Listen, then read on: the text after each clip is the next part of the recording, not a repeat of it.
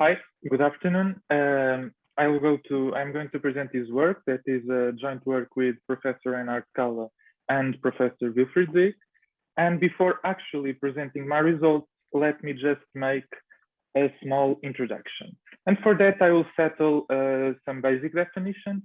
Throughout my talk, I will consider series that I will denote by S and T that necessarily include I sigma 1, and I will further assume that they are series of true arithmetic and consequently consistent series. I will denote by I sigma 1 star the conservative expansion of I sigma 1 by adding terms to represent each primitive recursive function.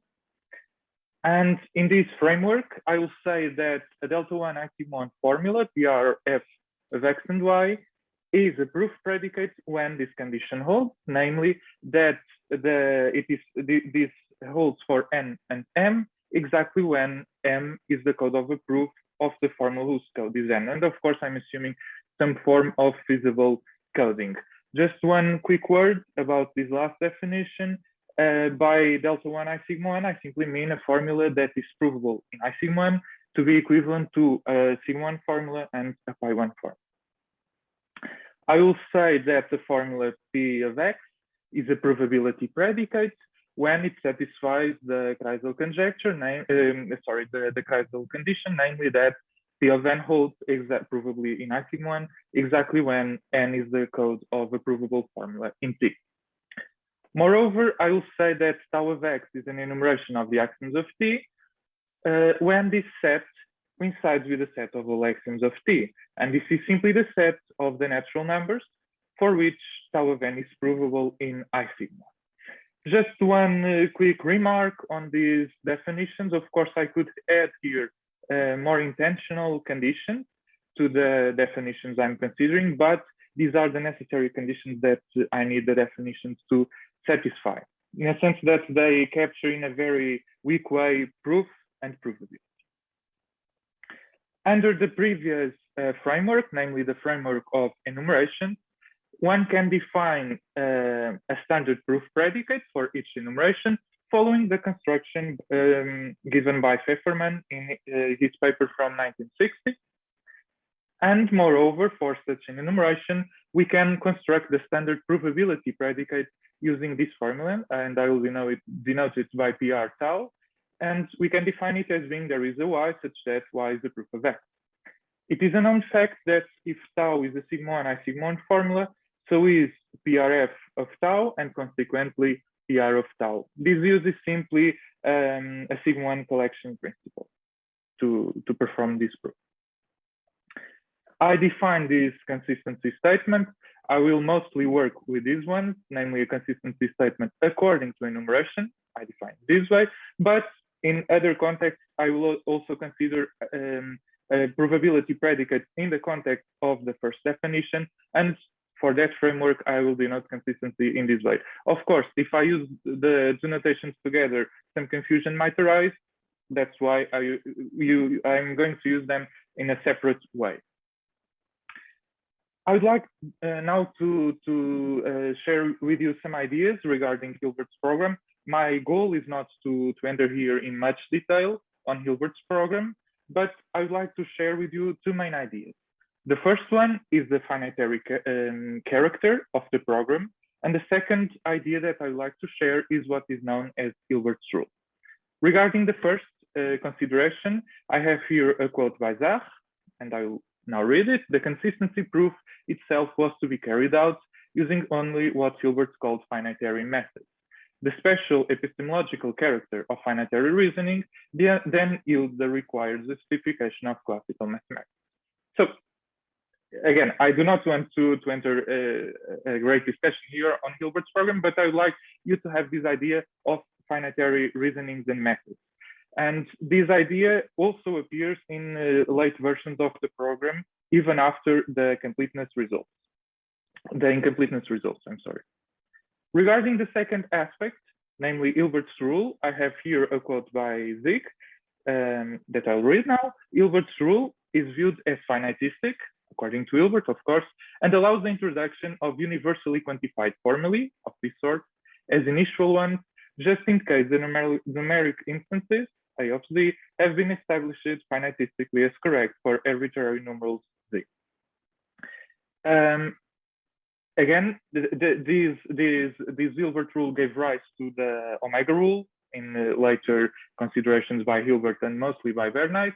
But I'd like you to keep this feature in mind, namely that to consider a universally quantified formula as being the case, or as one being able to add it as an initial formula, for that condition, it satisfies that each numerical instance is satisfied finitistically. So let us keep these ideas in mind. Firstly, the finitary character, and secondly, this feature of Hilbert's rule. But my talk is mainly on mathematical results that I wish to establish this small remark. Okay. Of course, the incompleteness theorems gave rise to a revise of Hilbert's program, and I have here a version of the first incompleteness theorem. It states that if T is a consistent recursively enumerable extension of R, the theory R, then there is a sentence such that neither that sentence is provable nor refutable in the theory. And moreover, the second incompleteness theorem can be framed in the following way. If T is a consistent recursively enumerable extension of Q, the theory Q, and tau is an enumeration, a sigma enumeration of the axioms of T, then the corresponding consistency statement is not provable. Just 2 words regarding this.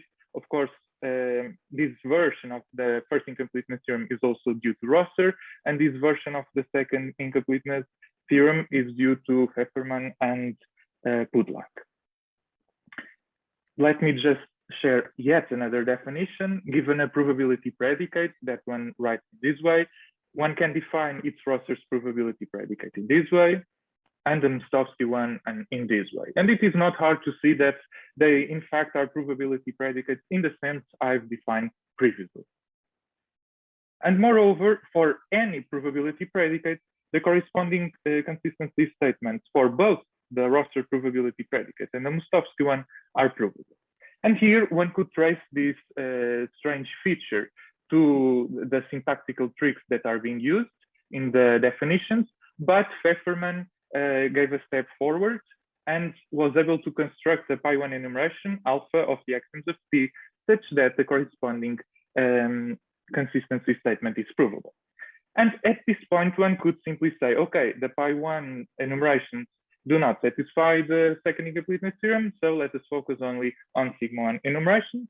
But regarding this aspect, Feferman also observed that there is nothing wrong with the use of arbitrary formulas alpha. Rather, the guiding consideration should be to investigate how different restrictions on the choice of alpha affect the results of arithmetization and, I might add, also meta-mathematics. And this was the approach that Feferman took in this very paper from 1950, where with this open-mindedness regarding the complexity of the enumerations, he was able to get important results.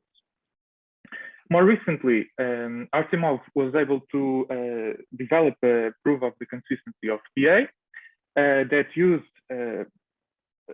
some sort of schemata and some considerations on schemata. And for that proof, one can extract the probability of this sentence in PA. By the way, this last sentence, the probability of this last sentence dates back at least to Smorisky. And it simply states that it is provable in PA that for all x, it is provable in PA that x is not a proof of a contradiction. And I'm going to generalize these last results in the following way. I will consider here a weaker theory, here a probability predicate in a weaker theory, and here a generic proof predicate, not the ones using the tau, but a generic in the sense of the first part of my definition. So let us move to the results. For that, I need to show you some derivability conditions.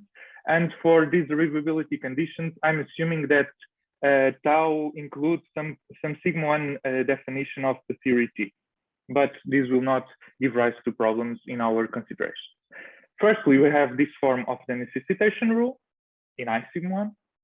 Second, we have this form of the uniform modus ponens Moreover, we have the fact that provability implies provable probability. We have this form of sigma 1 completeness for sigma 1 and sigma 1 formula, and this is an internal one.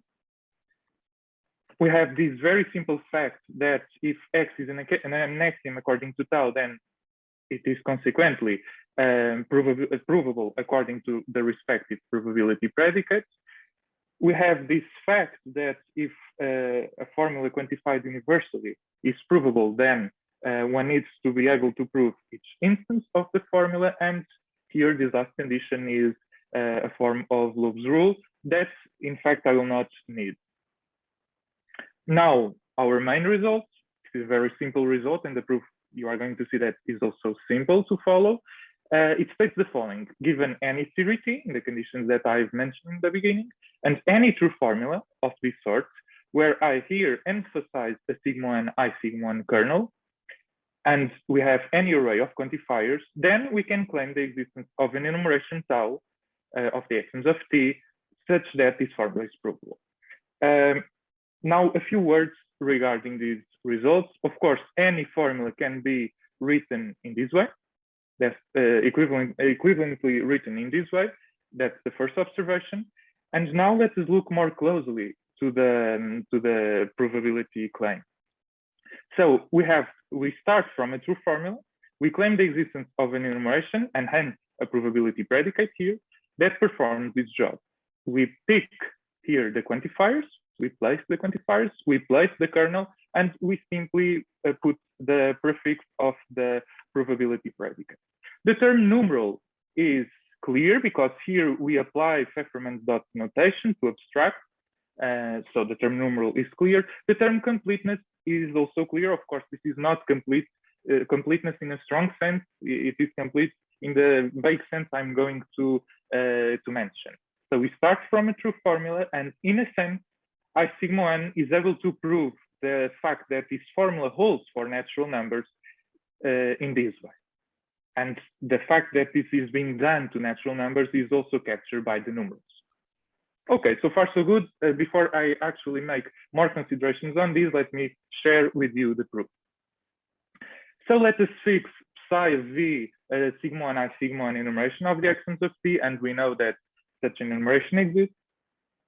Then let us take tau as being this formula. Let us see more closely what it expresses. It includes the initial enumeration, and it is we make this disjunction where here we negate the truth, and we make a conjunction with the v being equal to the code of the form.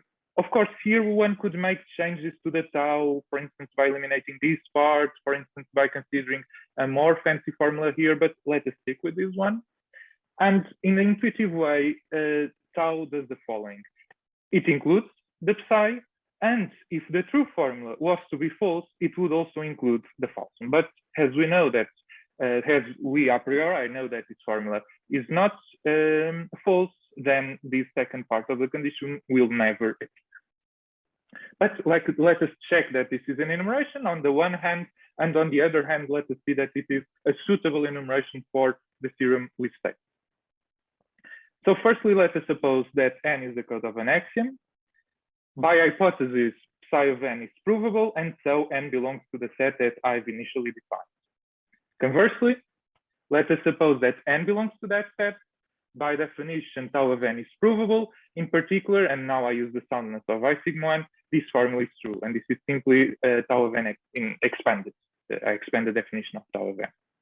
But we know that the formula we picked in the beginning is true, and so this right part of the disjunction is false, and consequently, as the whole disjunction is true, the left side needs to be true.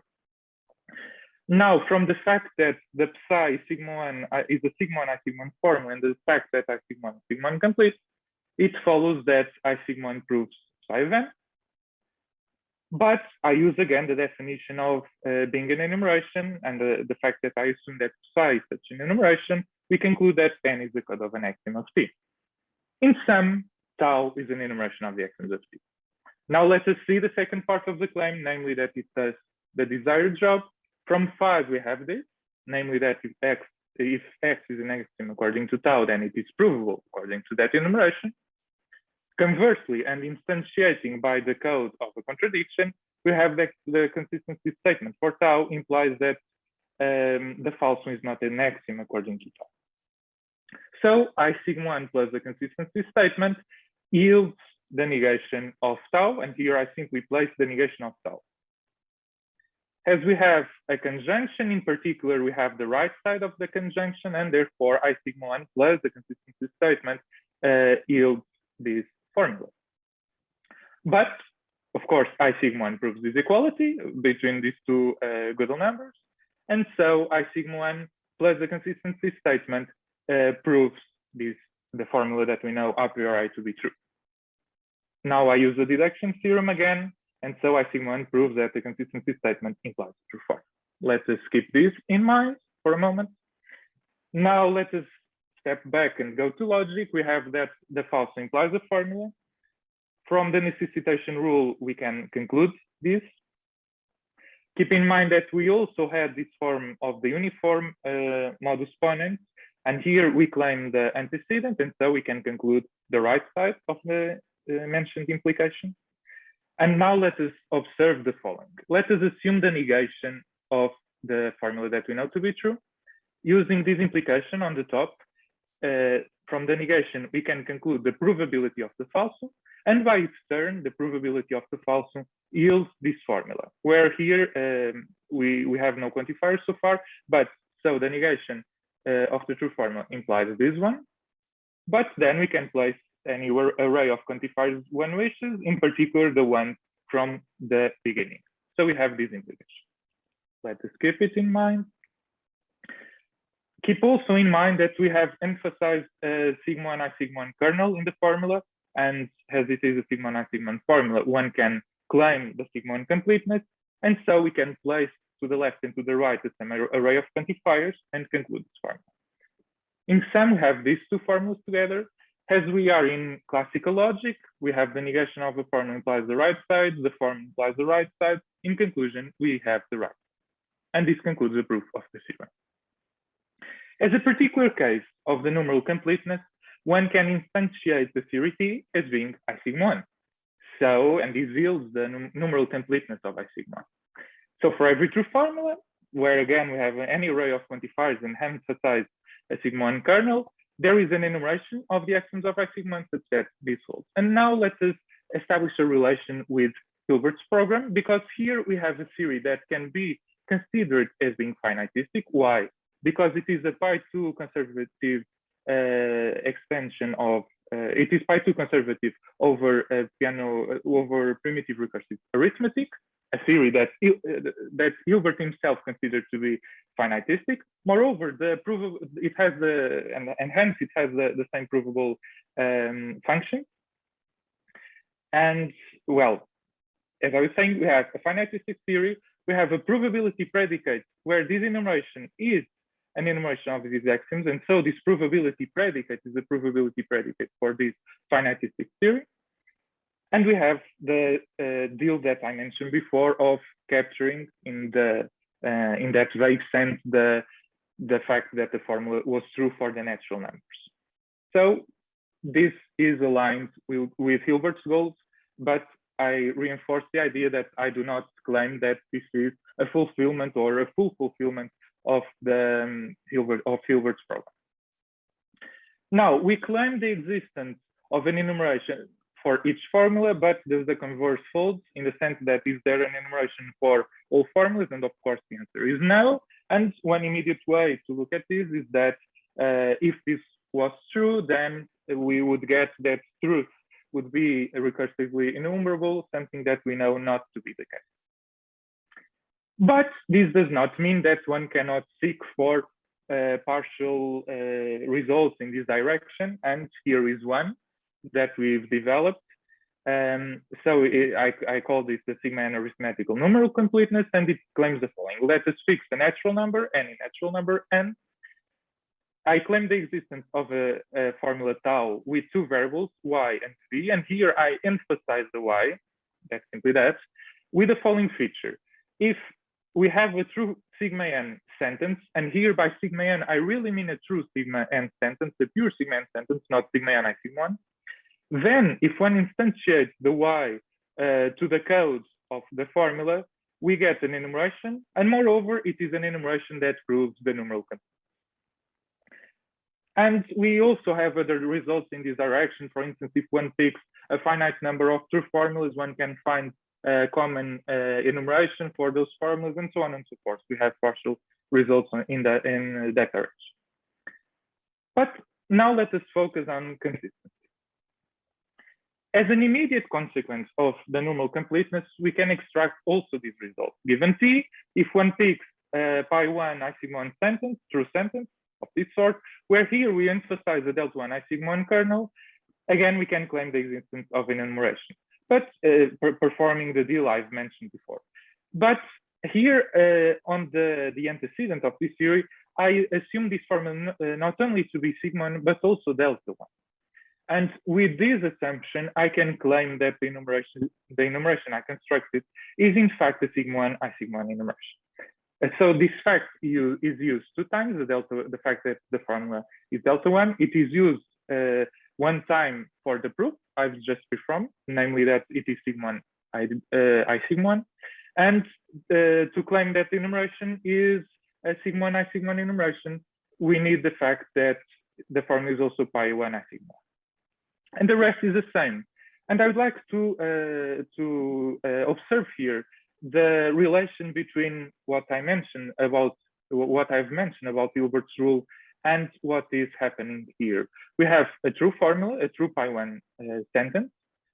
In particular, each instance of the sentence is true, and each instance of this sentence is a sigma 1 sentence, and so is a provable sigma 1 sentence. So in fact, we have a sentence, we have a formula with the property that it is a true formula, in the sense that the universal closure of the formula is true, and moreover, one can prove each instance of the formula.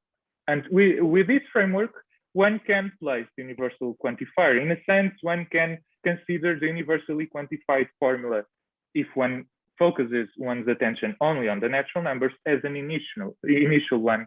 And now I'm using Hilbert's own words. And again, we have a finitistic theory, a probability predicate on a finitistic theory, and so on and so forth. We have only the natural numbers here captured using numerals. And for those of you that also have intentional concerns, keep in mind that for the majority of the authors, the fact that the probability predicate is sigma 1 is a necessary condition for intentionality. And in fact, here we have one of those probability predicates. So we are close to Hilbert's goal.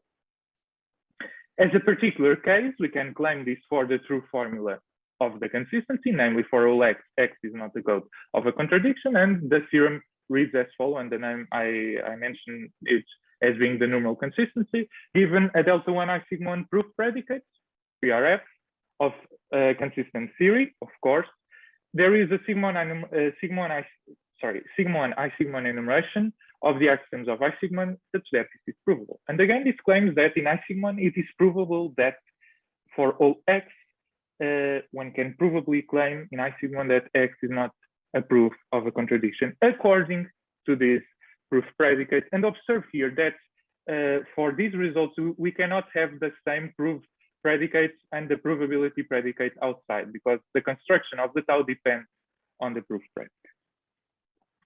Now let us look at the following. We have this well-known result, namely that if I sigma 1 proves that for all x there is a y such as phi of xy, where this phi is a quantifier-free formula, then one can claim the existence of a term that is representing a primitive recursive function, such that probably in I sigma 1 for all x, phi of x, f of x. In a sense, this one can claim a form of columnization, or if you prefer, a form of witnessing of the existential quantifier.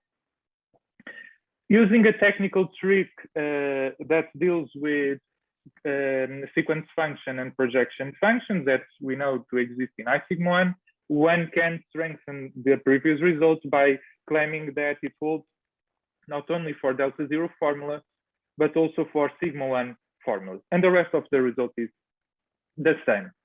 So keeping in mind this result and our numeral completeness, we are able to conclude what I'm called partial finite. This simply claims the existence of a witnessing function to the consistency statement. But let us see this result more closely. It claims that for every delta 1 I sigma 1 proof predicate, PRF, for a consistency theory, of course, there is a primitive recursive function with the following property. For each natural number, f of n outputs a proof of the statement n is not a proof of a contradiction, according to the proof predicate in I sigma. Again, this is very close to Hilbert's wishes. Why? We have a finitistic theory. We have proofs of the instances of a finitistic theory given by a function that Hilbert himself considered to be a finitistic function, namely a primitive recursive function. Well, but what about weaker theories? What can one say? We have studied them, namely I delta 0 plus omega 1, and we can claim and we can prove the numeral completeness and the numeral consistency for I delta 0 plus omega 1. But there, we do not know if the sigma 1 completeness holds, and by a paper of Professor Fischer, this is an open question. And so we cannot use the enumeration I've showed you. We had to construct a different enumeration. But the downside is that that enumeration is not a sigma 1 enumeration, and so we cannot extract this functional information. So this to say that we have also the result for I delta 0 plus omega 1, but we cannot extract these functions. But for elementary arithmetic, we can. We can state the numeral completeness and the numeral consistency, because we have, for most cases, the derivability conditions. Some of them might fail. For instance, provability implies provable probability. And the fact that if tau is sigma 1, then the proof predicate is sigma 1 might also fail. And for that, we need to consider the theory elementary arithmetic plus sigma 1 collection. This raises no problem for the functional information extraction, because we know that elementary arithmetic plus sigma 1 collection is a pi2 conservative extension of elementary arithmetic, and hence it has the same provable functions. So we can claim this result that we called partial finitism for Kalmar functions. It reads as follows. For every delta 1 elementary arithmetic proof predicate, PRF, for a consistency theory, we can claim the existence of a Kalmar elementary function that does the previous job, namely that for each number f of n, each number n, f of n is the code of a proof of this instance in elementary arithmetic. And by the way, in the paper I've mentioned of Professor Artemov, a proof of these results for primitive recursive functions is also given in a totally different way, and in that framework, and in our framework, we are considering proof predicates that are not necessarily the standard ones. Okay. Moreover, with these results, we can also extract information on the size of proofs of consistency, namely on the number of symbols, on the number of steps, and so on and so forth. Let me just share with you these last results concerning the number of steps, but we can claim a very similar result for the number of symbols of the proofs. So the result on the size of the proofs of the instances of the consistency statement, and it says that for every delta 1 elementary arithmetic proof predicate for a consistent theory, there is a fixed number k such that this statement holds. And let's look at it more carefully. We are claiming provability in elementary arithmetic, a theory that, of course, is also a finitistic one. We are claiming provability of each instance of the consistency statement, that n is not a proof of a contradiction, and these proofs are bounded by this function on the number of steps. And this function is simply a tower of fixed length of exponentiation. So here outside, we claim the existence of the fixed length of the tower, and the tower performs this job. To conclude, I've shared with you numeral completeness that in a sense codifies the fact that the initial formula was true for the natural numbers. Again, I do not claim that this is the intended completeness, nor do I claim that the consistency result that I've showed you is in fact the intended consistency. From the numeral completeness, I was able to prove numeral consistency by making some observations on the enumerations. I was able to extract functional information, and finally, I've shared with you some results on the size of proofs. Now, let me just mention one thing in relation with the incompleteness results. One way to look at our results in relation to those results is the following. After a careful analysis of the incompleteness results, one gets the idea that the issue there is about non-standard elements, and this feeling is also confirmed by our results, because as soon as one fixes one's attention to natural numbers, we in fact have forms of provable consistency and provable completeness. Just one final remark: keep in mind that the majority of the issues of intentionality arise from the fact that one is using the probability predicates in a negative way. But here we are using it in a positive way. That's it. Thank you very much for your attention.